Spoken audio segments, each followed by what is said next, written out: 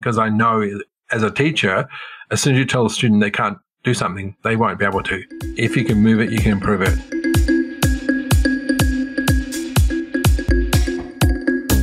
Welcome to the Strokecast.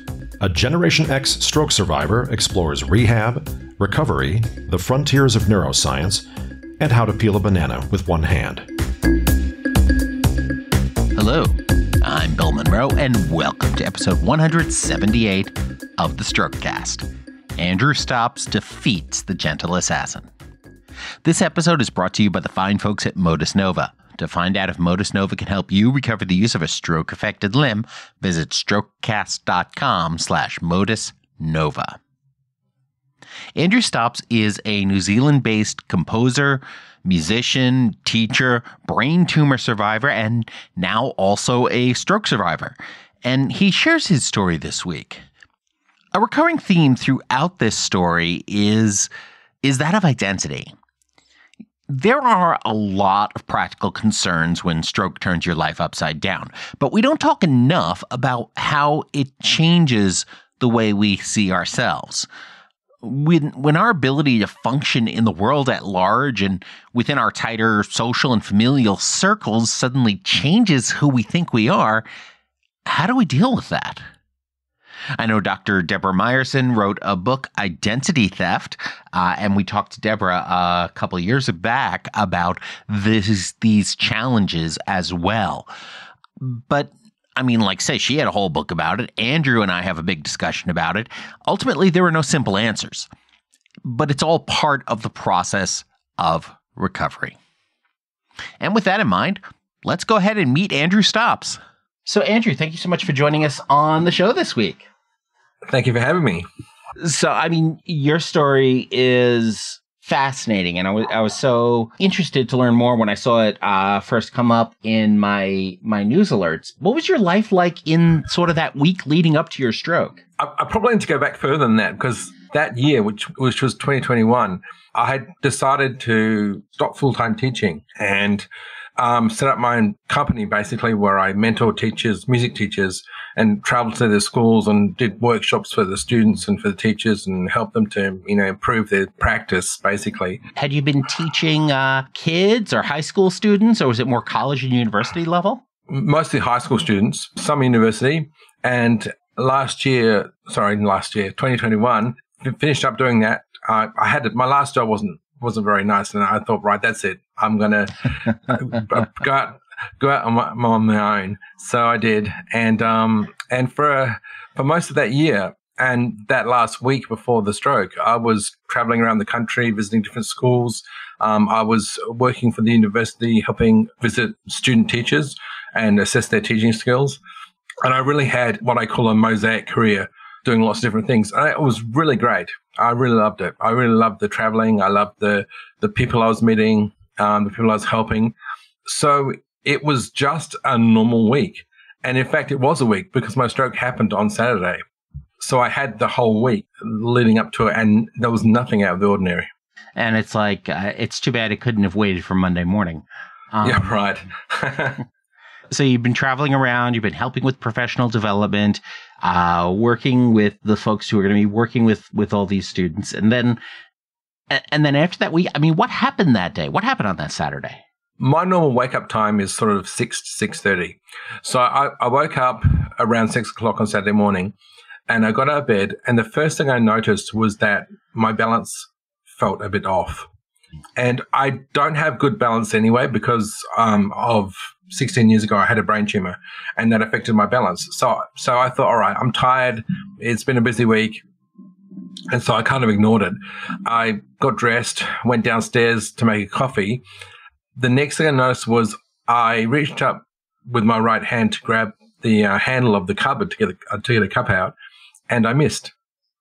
And I did it again, and I missed. And I thought, this is weird. I can't open the cupboard door. So eventually I got it open. I was determined to make my coffee. Priorities. Oh, yeah, I was really determined. Went to the coffee machine, and I missed pressing the button to switch it on. And my hand couldn't aim. And so then I thought to myself, okay, something's going on. I didn't know it was a stroke, but I thought this isn't right. I didn't have any weakness anywhere at that time, except for my coordination was off. I went to my husband and woke him up and went to say, I think something's wrong. And all that came out was, it was just a mumble. And the only thing, then I thought, I'm having a stroke.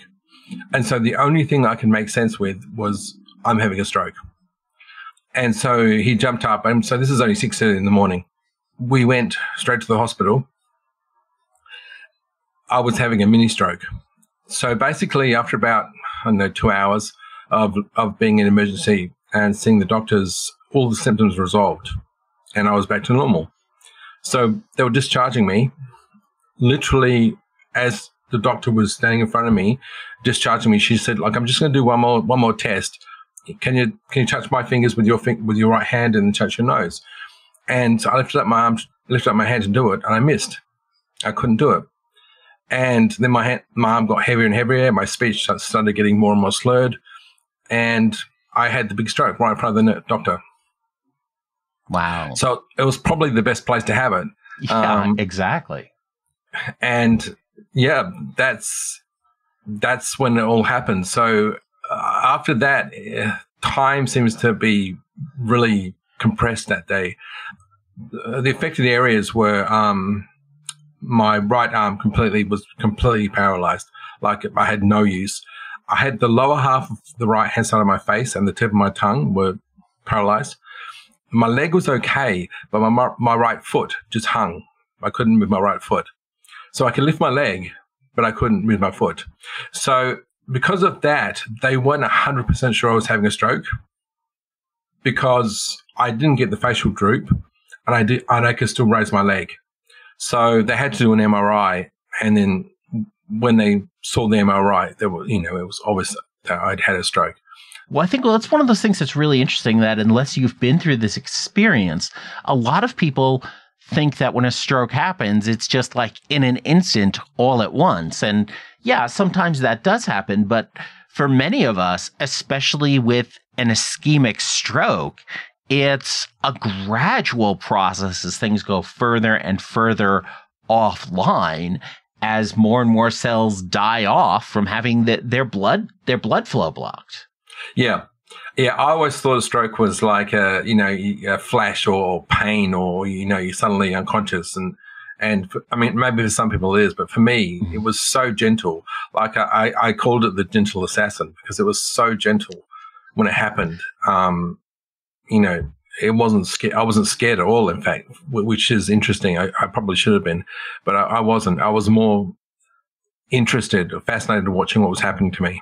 That kind of mirrors the experience of one of the big stroke writers, Dr. Jill Bolte Taylor, who, when she was experiencing her stroke, she was just fascinated by the whole process as it happened.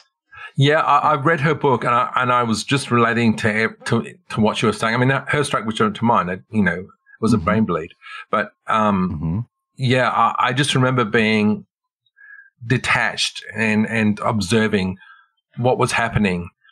I remember thinking that evening when I was in critical care, I've got to get better. I've got to get over this. That was my first thought.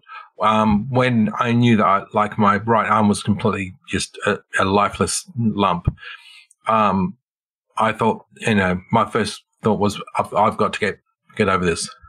Right, exactly. I mean, and especially since as a musician, you use that right arm all the time. It's funny. A strange thing I did is before I went to hospital in the morning, I wrote with my right hand. The last thing I ever wrote was "I am Andrew Stops" on a piece of scrap paper in the kitchen before I rushed out the door of the hospital. I don't know why I did that, but it was like the last thing I wrote. And yeah, now I'm learning how to write again. So now my writing looks like a 7-year-old. But it's funny, that was my thought at the time at home before I went to hospital was, I've got to write this. I've got to remember myself. That sort of declaration of identity is very is very interesting because that's one of the biggest challenges of post-stroke life is figuring out, now, who am I? What does this mean for my identity? Yeah, totally.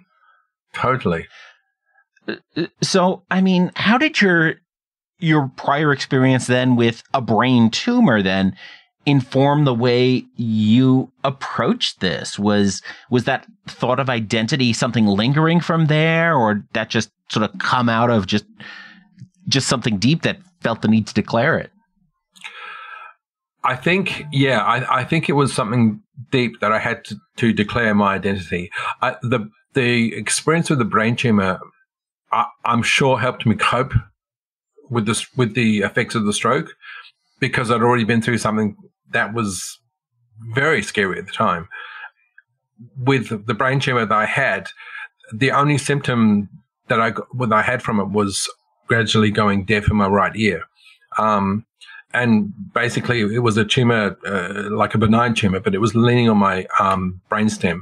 So it would eventually kill me, because the bigger it gets, the less space the brainstem's got, and it basically just squeezes it, and that's it, turns you off. Yeah, and in some respects, when we talk about the brainstem, that's one of the often considered less interesting parts of the brain, but it's one of the single most critical things. That's where, like, say, balance, breathing, keeping your heart beating, all that's controlled by this brainstem. Yeah, and so it was, it had started to touch or encroach on the brainstem. So I ended up having radiotherapy on it, and it basically killed it and shrunk it in my head. So it's obviously still in there, but it's significantly smaller and sort of a different shape and everything now. So going through that experience of not knowing if it was going to turn me off, because that's basically what it would have done, and also losing my hearing in my right ear. I lost the hearing altogether because it was growing from the auditory nerve, so it basically destroyed the nerve. Having that experience, I think, helped a lot with my responding to the stroke.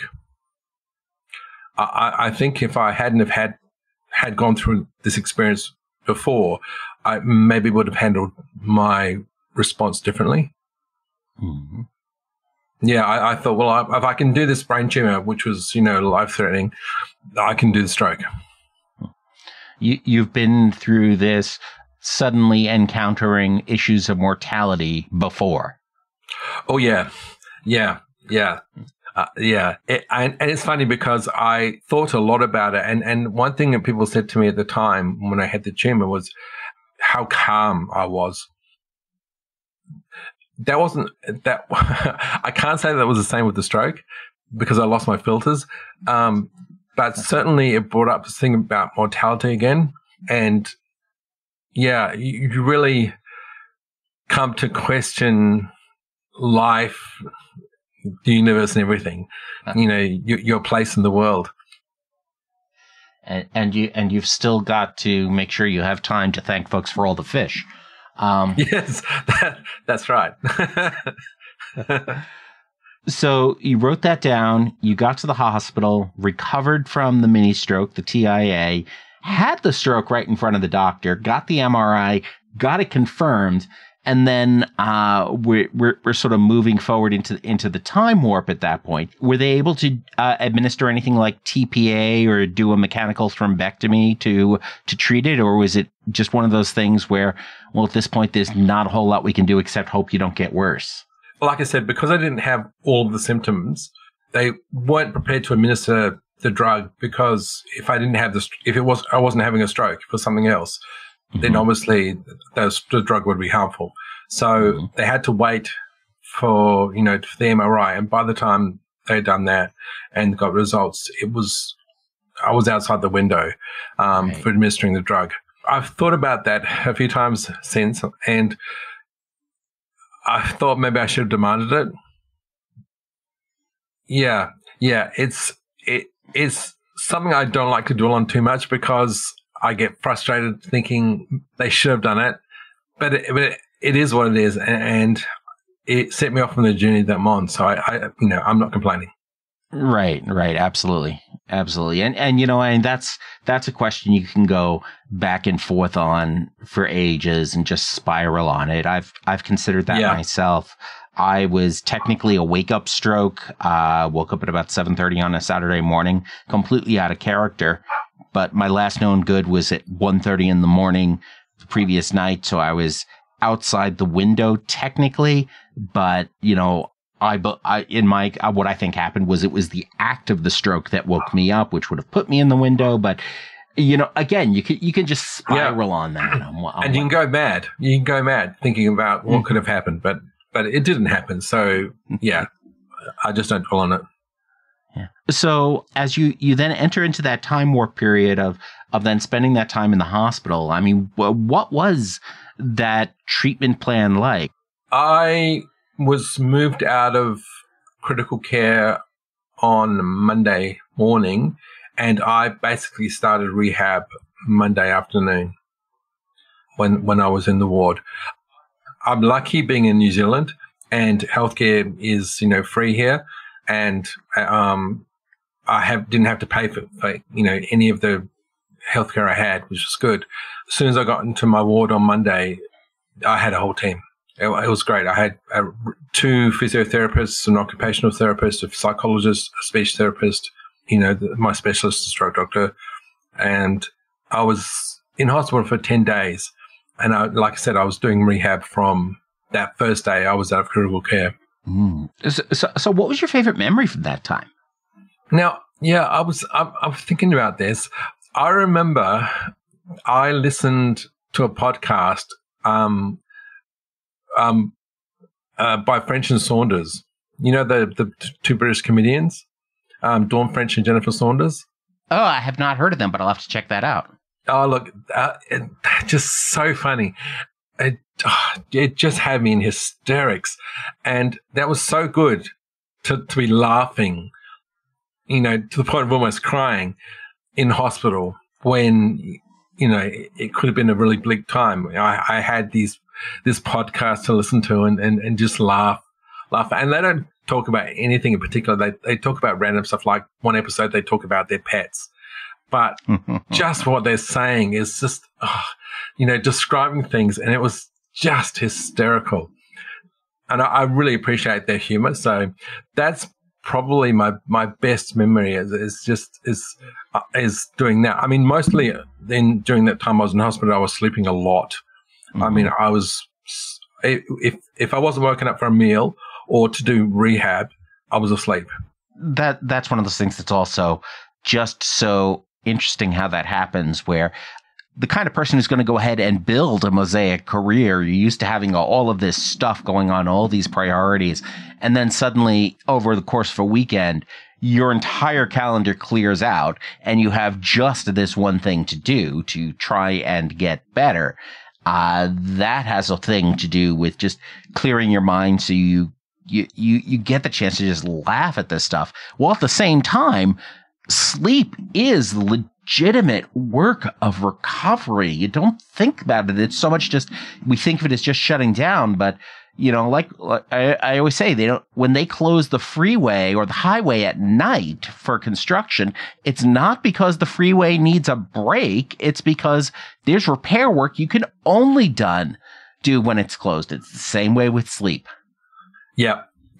I hardly remember sort of any specific things except for sleeping and French and Saunders. The rest of it, I can remember some of the rehab. I was doing rehab every day, but I can't remember every day's worth of rehab. I remember some of the things. I remember day 2 on the Tuesday, I had mentioned to them on the Monday I was a musician, and so they told my husband to bring my clarinet in, and thinking that the muscle memory would help my arm to recover. So we set my clarinet up and they sort of placed my fingers over the keys. But at that time, my arm didn't want to work. There was just nothing. It was just, it was lifeless. It's interesting because putting my fingers on the keys, the memory of how to use it was still there. like the muscle memory was still there. So I could still move my fingers in my mind. I could visualize and even feel my fingers moving, but nothing was moving.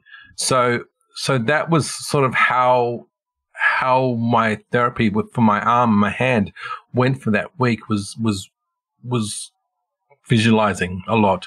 The rest of it was, working on my getting my foot to work again. And the speech therapy was really interesting because as my speech started to clear up, it returned with a real English accent, a really, really broad English accent. So the speech therapist thought I was English, which I am actually. I was born in England and lived there for the first 5 years of my life, and so the accent that I had when I was doing therapy was the accent that I had when I was 5. Months later, when I spoke to the speech therapist again, he called me to see how I was doing. He didn't know it was me that he was talking to because my accent had changed back to the Australian accent that I've had for my whole life.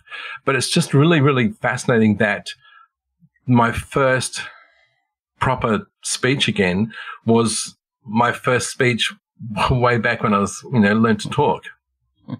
It goes back to just the earliest stuff that's lurking in our brains, the stuff we've known longer than anything else. And it's funny because that's when I sort of thought it's like I've had a factory reset.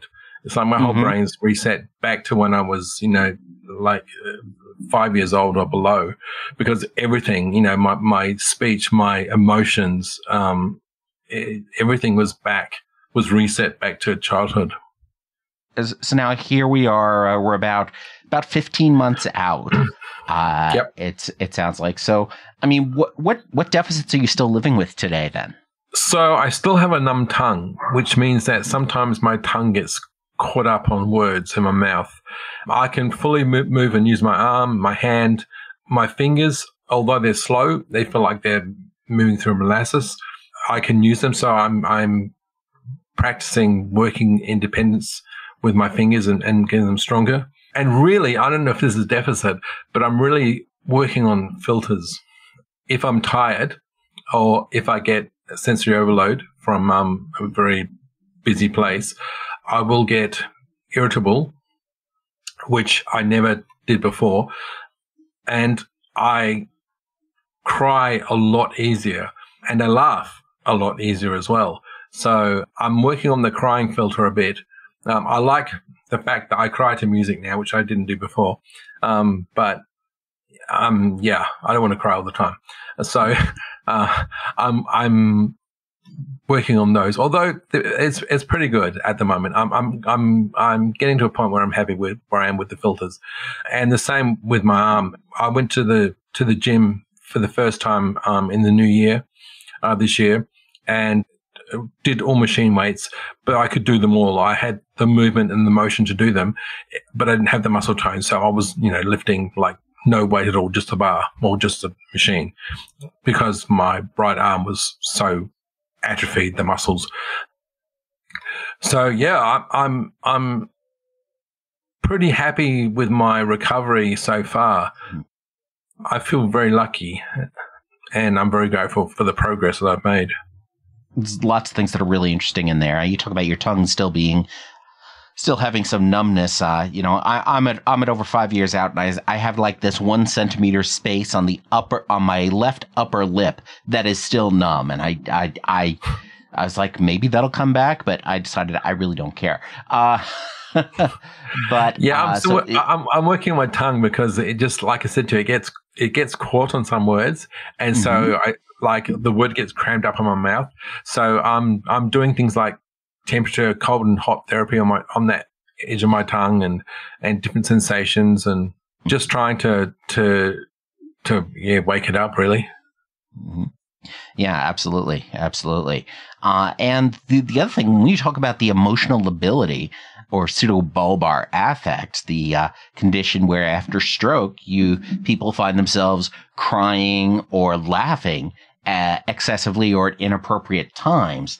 It's a really interesting thing to be talking about, and especially navigating the world of crying, and especially for men in traditional gender roles. Suddenly, especially here, especially in the U.S., there's still the whole men don't cry type of thing, and stroke certainly upends that. Now, one of the things that you are doing with your work is you're actually doing a lot of work specifically with men's groups. What's your experience with how crying and those types of emotional issues then work in that space?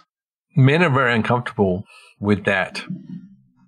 And it's a shame it takes a stroke to free that up in men, because like for me, being able to cry when I hear a beautiful piece of music, or I hate to say it, to cry when I see something sad or heartbreaking or beautiful on TV. I've never been a crier actually at all. I was very much men don't cry, and now Andrew does cry, and I'm not embarrassed by it. It's great. It's interesting you said about the laughing.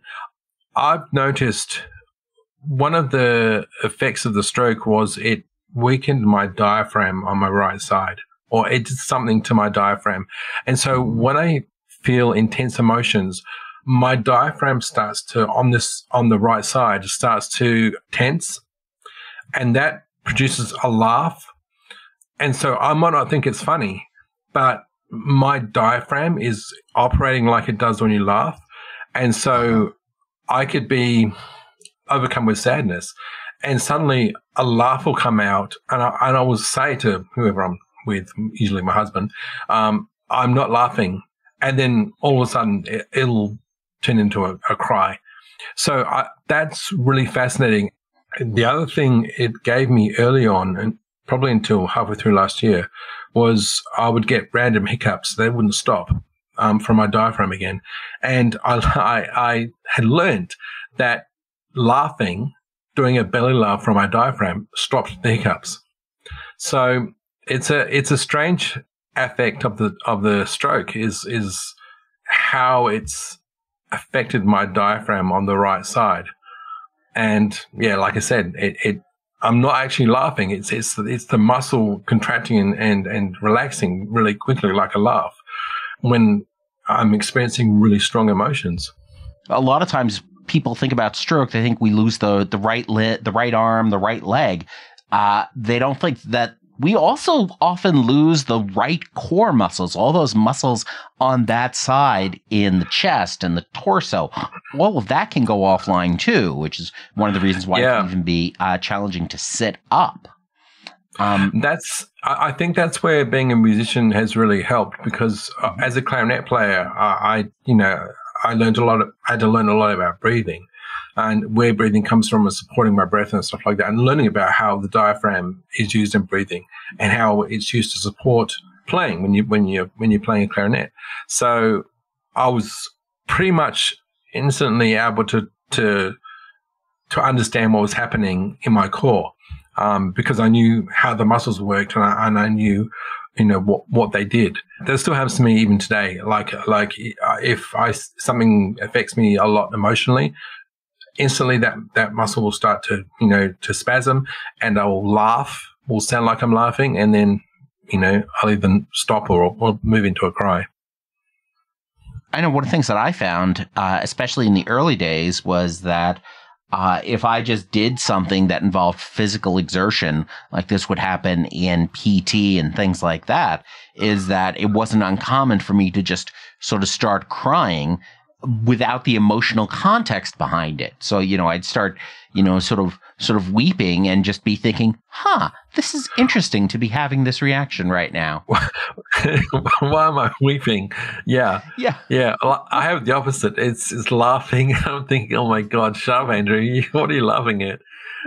It's strange. One thing I didn't mention before about my recovery is that I rented a hyperbaric chamber for 3 months in the first part of my recovery. So within the first 3 months of my recovery, I had a hyperbaric chamber in my house.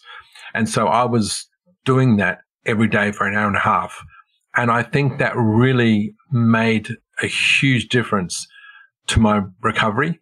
Basically, you go inside a chamber, it increases the air pressure to 1.5 or 2 times normal, and you're breathing a mixture of pure oxygen. Because of the high pressure, it's, they're pushing the oxygen into your body. That for me was a really, really good experience. There's studies, lots of studies done that show the benefits of hyperbaric, and it's used for healing wounds and things, and it's particularly good for the brain. Also, I found for an hour and a half every day, I was in this chamber where it was quiet. I took some headphones into my phone and I listened to meditations, and I literally would meditate for an hour and a half every single day while I was in that chamber. And I think that had a really big bearing on the speed and the amount of recovery I made. That's great. Hyperbarics is a very interesting field. I know I talked a couple of years back with one of the leaders in the hyperbaric medicine space, actually an Australian named Dr. Michael Bennett. Hyperbarics has tremendous results for things like some infection control, some burn recovery, for carbon monoxide treatment, poisoning, and things like that. The stroke research, it's always been a little less conclusive. So it's fantastic that you had that great experience with that, and probably that time to meditate, that time to just be peaceful. I'm sure that has had a huge impact. And then I would love to start seeing some more studies that actually, are able to do some controlled double-blind studies of the technology to figure out exactly how this can help the brain, because it's a great thing. And hey, if it works, that is fantastic. Yeah. I mean, I don't know whether it's because I spent an hour and a half every single day meditating. It certainly did wonders for my mental health, and kept me calmer. If breathing in an oxygen-rich environment for that time as well helped, I don't know, but I know that it as a whole helped me a great deal. It really did, and I mean, I was obviously had to pay for the 3 months, and I had to take out some of my superannuation, which is like it's basically they take like a small percentage of your pay out every pay you have, and it goes into a fund that's basically there for your retirement. So when you retire, you get a big payout because you're basically supposed to have been getting this for your whole working life. So I took out some money out of that because of the situation I was allowed to, and I used that to pay for the hyperbaric chamber for 3 months. So your work as a musician, a player, composer, gave you this better understanding of your core and the muscles and the breathing techniques, which, interesting as an aside, when you talk about breathing, what you say about breathing, that sounds similar to what a lot of other folks I've talked to have said about yoga and how that's helped their recovery. But how has being a musician then really impacted your recovery and your approach to it? Firstly, knowing the physiology has helped a lot. Obviously, I knew, what happens with my breathing and the diaphragm. So I knew when I was just laughing randomly, I knew what was going on. I could feel what was going on. I knew what was happening. But also, once my arms started moving and my hands started moving again, I could use a lot of the practice techniques with that hand to get it. The fingers working again, things like visualization. And I used to practice all the time, and we were taught to, if you can't, if you don't have your instrument handy or it's not appropriate to play, but you want to practice, just look at the music and visualize your fingers, moving on your instrument, and your muscles are firing. Your brain thinks it's playing, and your muscles are firing as if you were really playing a physical instrument. So I knew that by doing that with my arm and with my hand, that even though it wasn't moving at the time, or wasn't moving much, the muscles were still firing. The signals were still going through, and eventually, it would get better and better, which it has. So mental practice is like so key to improving. If you can't move it, you can, do it mentally. Your brain thinks it's physically moving. that's some of the really interesting stuff that's backed up by research as well, of looking at these brain scans of people visualizing and actually getting those results. So yeah, if you can't physically move yet, imagine yourself moving, watch people doing those movements, and do all of that. And I imagine a core of your practicing as a musician is that sheer level of repetition in practice that we're told we need for stroke recovery as well.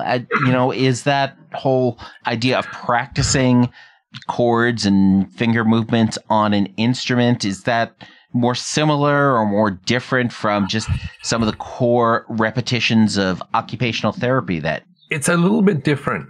What I've found with practicing with muscle memory, learning muscle memory and practicing patterns and things, you usually, putting in the time to do it, doing hours of it, which I was doing, you see results fairly quickly. But because we are also rewiring our brain, you're not just teaching, finger movement or finger pattern. You're having to make new connections in the brain, and that takes a bit longer. So I had to learn patience when it came to that, because I was used to seeing fairly rapid results as a musician, in my practice. If I couldn't, if there were certain fingerings that were tricky, if I spent, an hour, practicing it, I could do it. I can't do that with stroke because you just get too fatigued. And because the brain has to rewire. So that's the big difference that I've learned. I have to be patient and do little and often rather than big chunks like I was used to. And that was hard. For me, being used to doing big chunks, suddenly I couldn't, because I would just exhaust myself and then be wiped out for the next 2 days and not be able to do anything. So I found now doing little and often is better than doing, big chunks. As you've gone through this, and you've managed to learn a lot over the past 15 months, and this is still such a new experience. But I mean, what is one thing you wish you had been told in the early days? I wish it told me, if you can improve it, if you can move it, you can improve it. They didn't. In fact, they told me after about the first month, when I really wasn't getting any arm movement, you won't move your arm again. And then when it could move it was your fingers will never, move again. I wish people didn't say that. I would never say that to any of my students, that you could, you can't do something, because I know as a teacher, as soon as you tell a student they can't do something, they won't be able to. It's very powerful. So I wish they said, if you can move it, you can improve it. That's so important. And I love that. I love that line. If you can move it, you can improve it. That whole myth that if you don't have it back in 6 months, 12 months, or 18 months, it's not coming back. That's just criminal to tell people that. I know. And like I said to you, as a teacher, I would never, ever say that, tell a student something limiting, because instantly then they will live up to your limit. When a therapist or a doctor says it to me, I would just either say no, it will move, or I would ignore it. I'm sure that they weren't being negative or trying to be horrible. They're probably, a lot of their stroke patients probably were showing that, if they didn't have movement in their arm, they didn't get it back. And so they were just going from experience. But they really should be more encouraging, because people really do live up to what you say to them. If you say they're not going to be able to do it, they won't be able to do it. If you say that they will be able to do it, they'll work towards doing it. The core principle behind stroke recovery is neuroplasticity, which is the nerves that fire together, wire together. The more you do something, the more of a network of cells you can build up that develops that skill. That's great for neuroplasticity, but it also works with limiting beliefs, like you can't do that. The more you hear that, the more you believe that, the more your brain is going to wire to make sure that you can't do that. And that doesn't help. Yeah, 100%. That's so true. And so one thing I hope to do is talk to medical people like students or professional developed doctors and nurses in basically the way they communicate their language to stroke survivors. Because I think being careful with, how someone recovers and being careful with their languages is one thing, but being subtly negative or subtly limiting in their language affects the person that they're talking to. And I mean, I'm lucky. I was a teacher. I know how the brain works. I know about learning. I know about brain plasticity. And so when I was hearing some of this limiting language, I was able to filter it out and just ignore it. But I'm sure a lot of other people who are scared and who haven't had, the experience I've had, believe it and live up to it totally. So now, as you're talking about going out and speaking with these doctors and wanting to speak more of these medical groups, you're now continuing to build on this mosaic career you've had. What's been the hardest part about rebuilding this career after stroke? Certainly last year was fatigue, trying to work like, I used to pre-stroke and gradually getting my stamina back. But it's funny because after the 1st of January, for about 3 days, I was incredibly depressed and incredibly sad and very emotional. And I couldn't put my finger on why I was so upset and what was making me so melancholy, so depressed.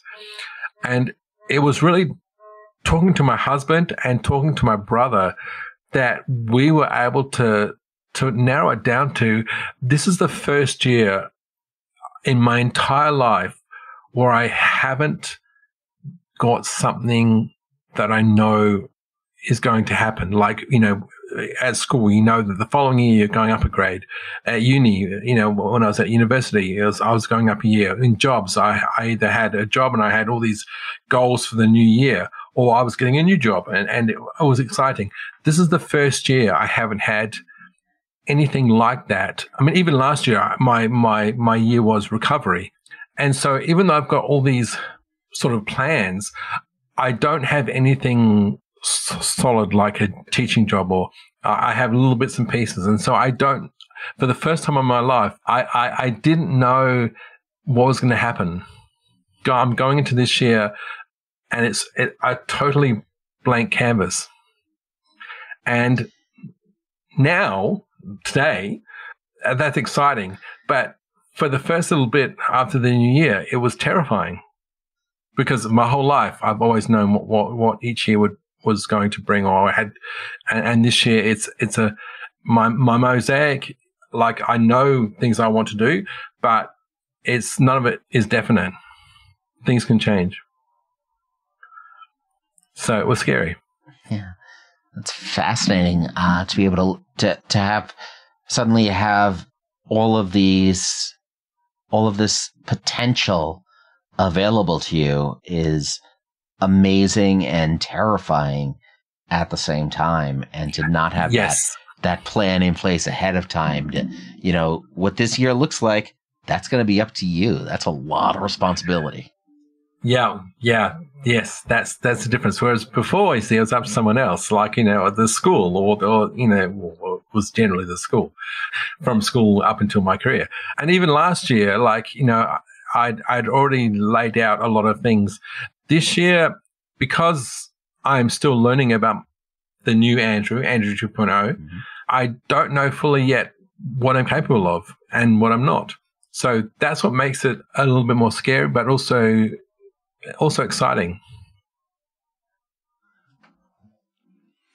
And that brings us to our hack of the week. But first, let's talk about sponsor Modus Nova. Modus Nova helps stroke survivors recover the use of stroke-affected limbs by helping them play games and complete the thousands of repetitions that we need to drive neuroplastic change in the brain.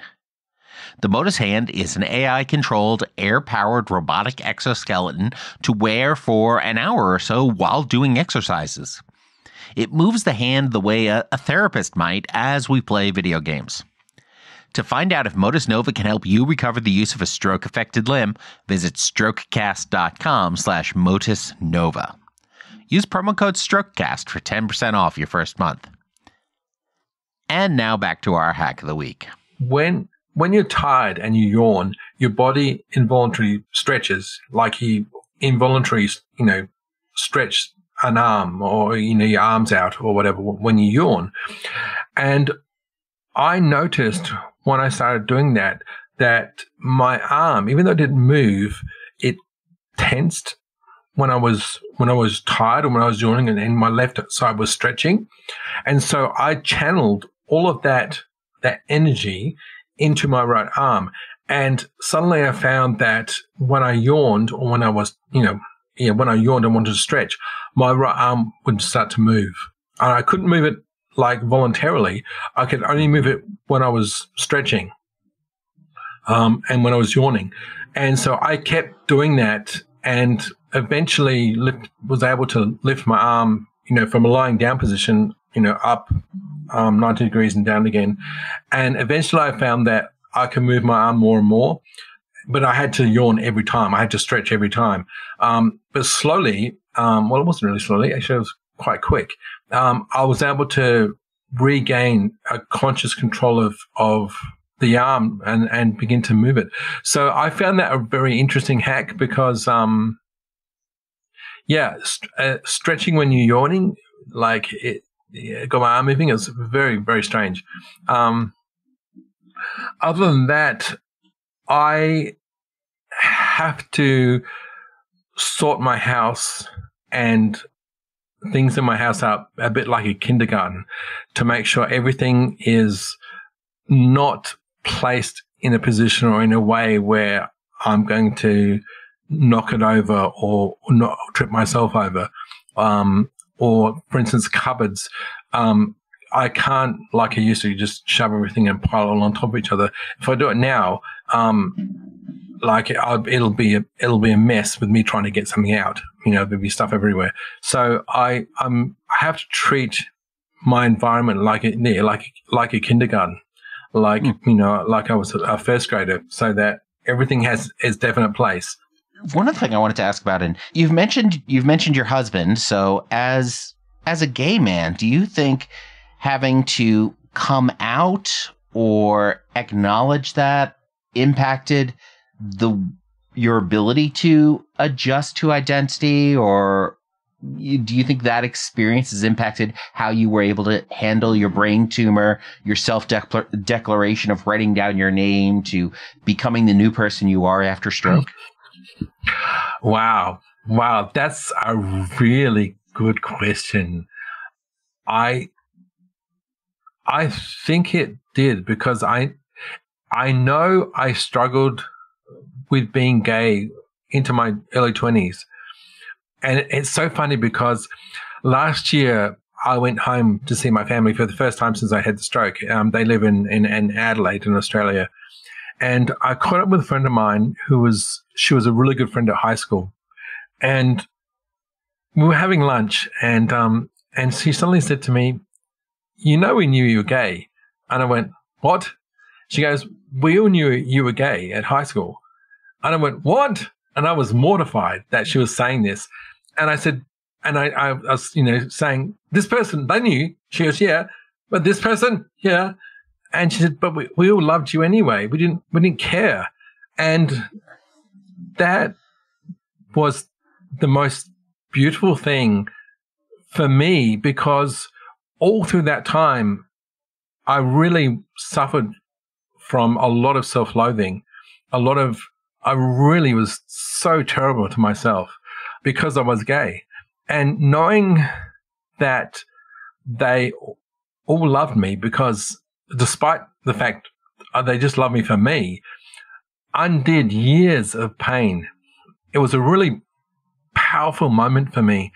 And I think when I eventually did come to terms with my sexuality and I did come out, I think the courage of doing that and the time I did that, I'm sure that it benefited later on with my resilience to to having the brain tumor and then now having the stroke.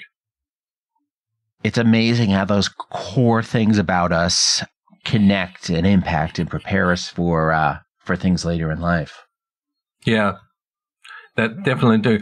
I'm now, even more than I was before, a really firm believer that it really is a parent's responsibility to teach children resilience, to let children scuff their knees and fall out of trees and have full life experiences, so they don't go into adulthood not ever knowing any sort of hardship. Because when things like this happen, you just don't know how to react. If you've been kept in cotton wool your whole life and suddenly this happens, it's beyond devastating.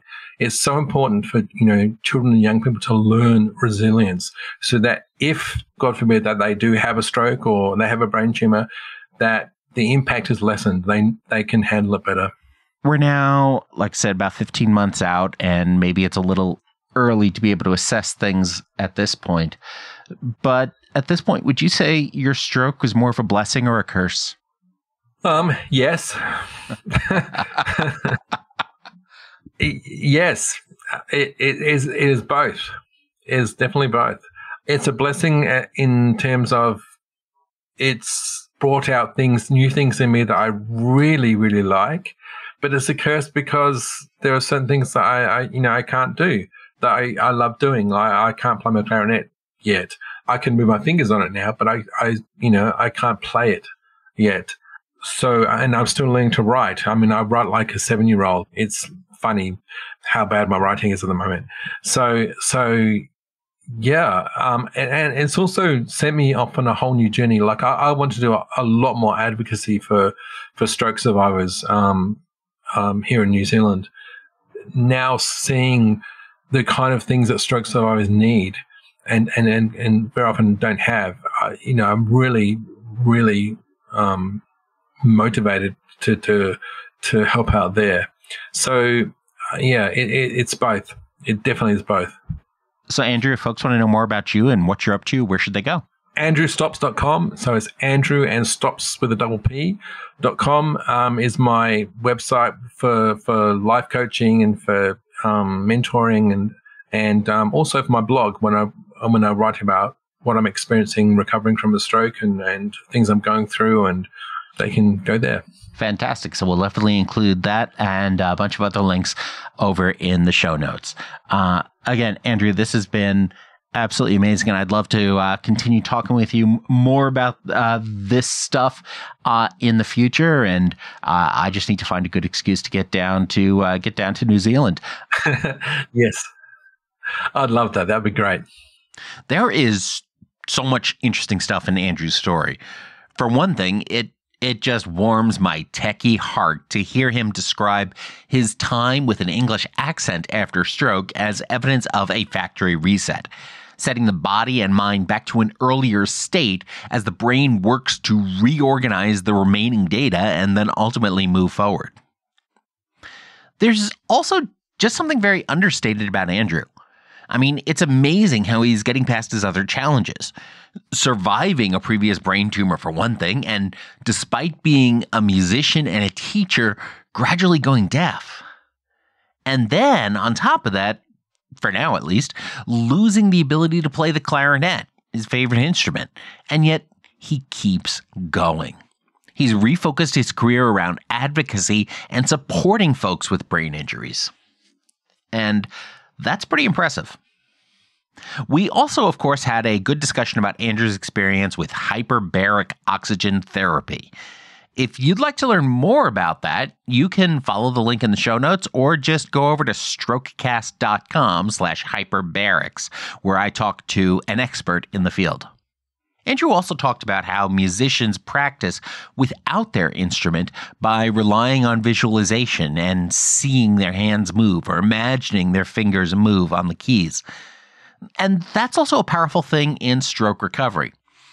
Peter G. Levine and I talked about that in our conversation about his book, Stronger After Stroke, which really is a must-read for anyone in this community. You can listen to that conversation over at strokecast.com/stronger-after-stroke. But one of the key points to come out of that was that our brains fire when we visualize things. In fact, the same parts of our brain that, say, control walking fire when we watch videos of somebody walking. There's that strong visual component, not only of actually seeing somebody do something, seeing a video of somebody doing something, or just imagining that whole process and putting together that picture. Those are key things in helping to re-educate the brain and retrain the brain to ultimately reacquire these abilities.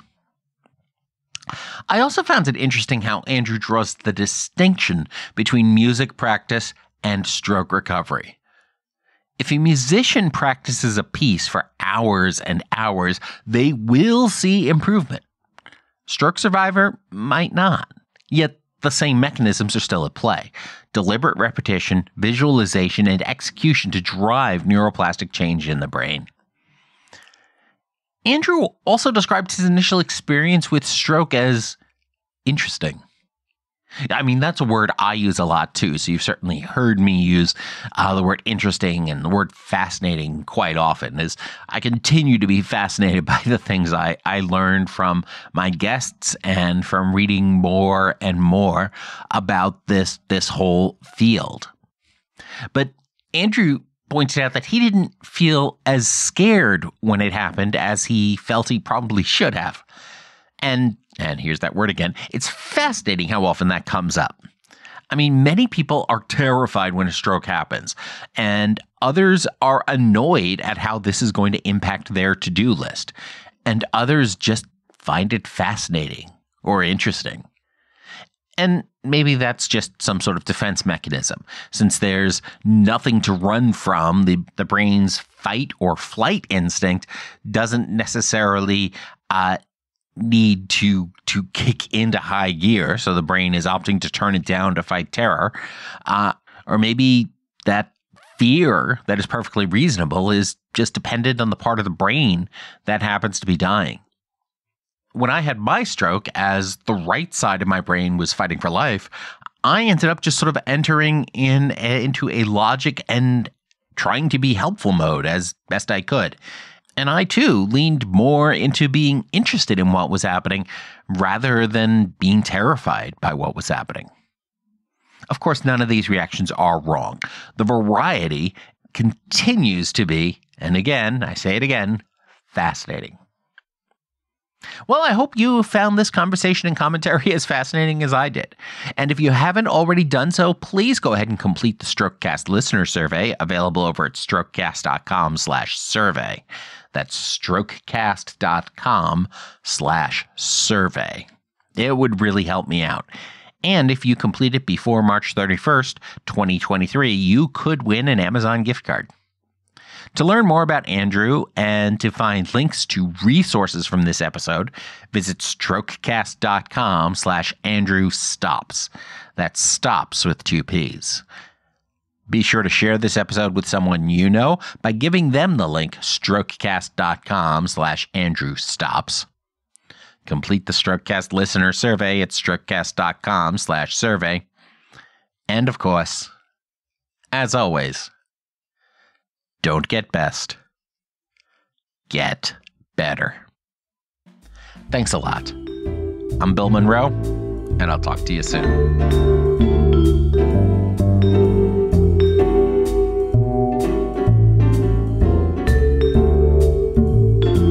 The StrokeCast, Bill Monroe, and Bill's guests provide general information and entertainment, not medical advice. Please do not make any changes to your treatment plan or the execution of your treatment plan without first consulting your personal doctor or medical team. The StrokeCast is a proud production of the Currently Speaking Podcast Network.